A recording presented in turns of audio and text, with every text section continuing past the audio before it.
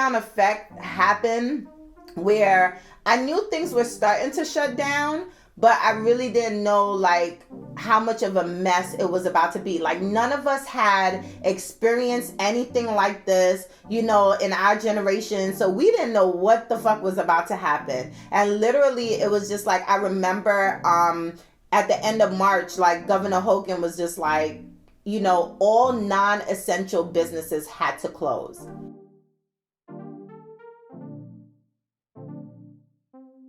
There are now 635 cases in the capital region of Maryland, D.C., and Virginia, 32,000 cases across America, and more than 342,000 cases around the globe. Over the past several weeks, we have taken some swift, decisive, unprecedented actions in our state in order to slow the spread of COVID-19 and to save lives. I never thought about like, what if I got sick? What if the business shut down permanently? Those were never my thoughts, because I'm like, yo, I'm healthy, I'm moving, shit is lit, we good. I don't, none of us really think about those things until like something catastrophic like this happens. And I was just like, so we not essential? Like, y'all don't need t-shirts? And at first, I was like, maybe the shutdown would be for like a little 1 day thing, but then, or a 1 week thing. And I was like, all right, I could deal with myself for a week. And I think when the pandemic first started and they, ordered us to quarantine, and we couldn't really be going places and going to work and all this stuff, I just really remembered that I was like, I didn't ignore it, but I sort of was acting like this thing wasn't happening. One leg in, one leg out, other leg in, other leg out, and we gon' rock, rock, rock, rock, rock, rock, rock, and she gon' rock, rock, rock, rock, rock, rock, rock. Bend it over, bend it over, let me see. Bend it over, bend it over, let me see. The building I'm in, it's enclosed. So I was like, yo, at least if I could sneak to my production area, maybe no one will notice, maybe no one would tell on me, because that was kind of what I was worried about. In the news and everything, they were talking about if you get caught, kind of going into work or going into places that, are non-essential, you can get fined. So I was like so worried, and we did not shut down our website because I'm like, all right, well, I still got to eat. I still got, so, and I thought that it was a temporary thing. I thought it was going to be like, let's say a month, if that. Not almost like a damn year would have been changed from our lives, and that we would be closed for weeks, days, months, it was crazy. And I just, I didn't know what was going to happen next. Then it's like there's shortages on stuff. So it's like, there's certain items that we would get in 1 day, but now there's like fucking 20-day delays on even us getting certain shipments. It's a lot. It's overwhelming as entrepreneurs. And I even remember like I started working like overnight to get orders complete and done. And my son, he would be right next to me sleeping as well, so we went through these shifts. And so at first with my staff, they were pretty supportive as they could be. So, they didn't want to get in trouble either. They're like, hey, I don't want to be caught driving on the street, because they said like, if you're driving and police stops you, that you could get issued a ticket and summons, and and I was just like, damn, this was all crazy. So we decided to do sort of like shifts where I would work a shift, Miss Dion would come in and work a shift, Jay would work a shift. So that was kind of how we balanced and sort of bounced off of each other. But then after a while, it was just like we started worrying about none of us wanting to catch COVID.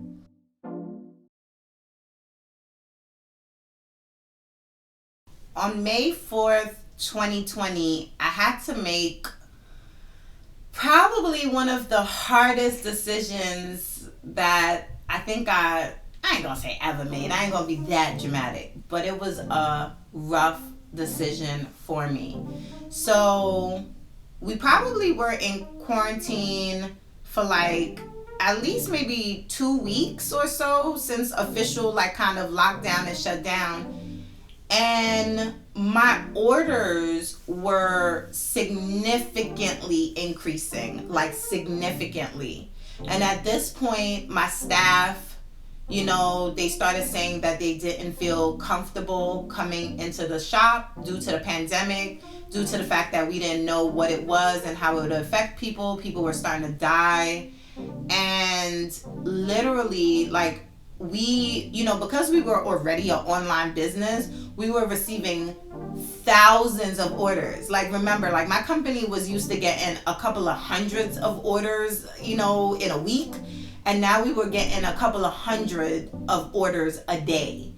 And, you know, I thought I could manage it. And a lot of the stuff that I was doing was still manual. So I had papers, I had a board where I was like writing numbers down. I had a book, I had like a system where I was like putting t-shirts, hanging them up with a slit of your order numbers. Like, you know, it was super manual. It definitely wasn't like this advanced system with like, you know, a whole bunch of computerized automated things. And so I just remembered like it was right before Mother's Day and I was feeling completely overwhelmed.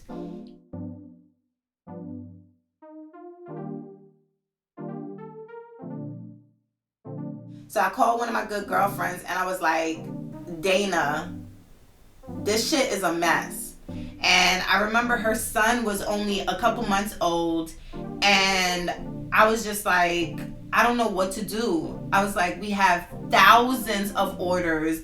I'm so far behind.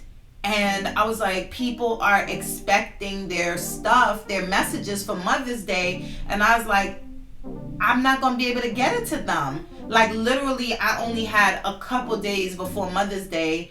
And something in me was just like, you could do it. Like you could get these orders out in like a week. So for me, I just was like, I was just going to figure it out and make it happen. So my friend said, you know what, because I was more concerned about my son. Like at that point before the 4th, we were sleeping and staying at the shop. Like I would turn the lights out at my shop and we would sleep on the couch.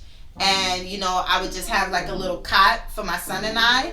And, you know, and we would just get up. I would like kind of wash up in the bathroom in the morning, brush my teeth, and like go back to doing orders and like wake my son up. He was doing school stuff, or we would sneak out, go home, take a shower. Like it was like that. So for me, it was like, it was a lot. And I just was like, I started to feel bad about my son. Like I really started to feel bad. Like I don't want him to feel like the impact of my business, you know, having him sleep on the floor and sleep on, you know, the couch and all this stuff. I was like, I don't want to continue to do this. And I don't even think anybody knew I was like sleeping at the shop, staying at the shop, trying to get these orders done. So finally I called my friend and I was like, you know, is there any way? And literally Dana was like, girl, bring that boy. And it brings tears to my eyes because I'm like, her son was a baby. And you're hearing on the news like this amount of people have died from the coronavirus. You know, try to stay quarantined. Don't bring anybody in. You know, there was a whole bunch of stigma around flying, the airports, airplanes. So I literally like went to Walmart and I bought like hazmat suits for my son and I. And like we put on masks and, you know, and I was just like praying that, you know, that nothing would happen to us. And I was just more concerned about allowing us to come into her home. And I was just like, please don't let my son be sick. Please don't let us bring anything into her home. Like I was so worried about that at the time. And I was just like, but I had to figure it out and, you know, do something. And so my grandmother, you know, she's older. My father, he works at a hospital. So it's like they couldn't take him. So we ended up, you know, flying to Atlanta.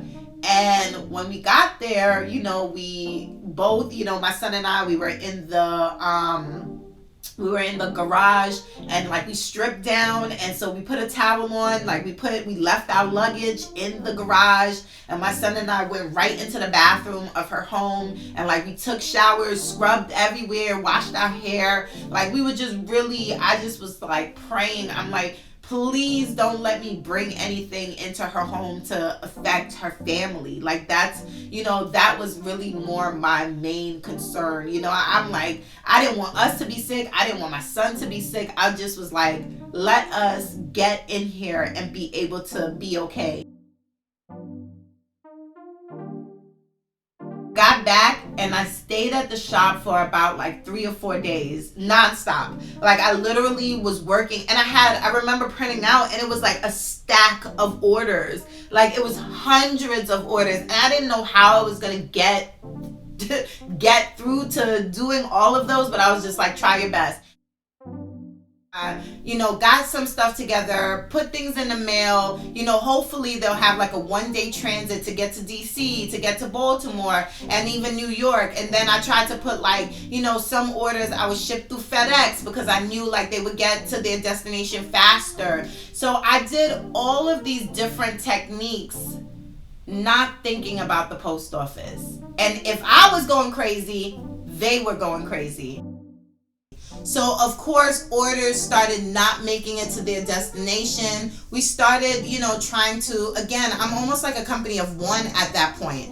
I didn't have any staff. I didn't have any people coming in. People were feeling uncomfortable. And I just didn't want, I'm just one of those selfless kind of persons in which I'm like, let me carry the burden. I'll just carry the burden and figure it out after. I even still wanted to pay my staff, so that was like a big thing too, where I was just like, for these next 2-3 weeks, even though we're not working, I want to pay you guys for the hours and whatever. So I took the brunt. I decided to work as much as I could until I couldn't work anymore. And I think at the end, like right before Mother's Day, by the time it was like Thursday, Friday, I was like, I'm not going to be able to ship these out. And so, we started sending some emails. I started letting customers know I was really sorry. And, I think that's when I really felt the mess. I do. I just want to take these as my lessons to get better. I'm just annoyed and frustrated, and I put a lot of pressure on myself, but I'm annoyed and frustrated that like we're back here. Like I wanted to make sure that everybody's shit was out, that we got things done on time, like, pandemic or not. And like, some of the comments that people are writing are like, oh, it's not because of the pandemic. Like they know your margins, they know your books, they know what's happening, they know how many people could work in your square footage, of space. And so, it's just like, it's overwhelming. And then people are like, you're not responding. I'm like, it's so many messages. I could only imagine, we have a customer service person, and, I need to make sure I'm thanking her, because I already know, like, this shit is a lot. And if I'm seeing that these messages are coming through DM and Instagram and Facebook looking crazy, I could only imagine some of the things that people are actually emailing us.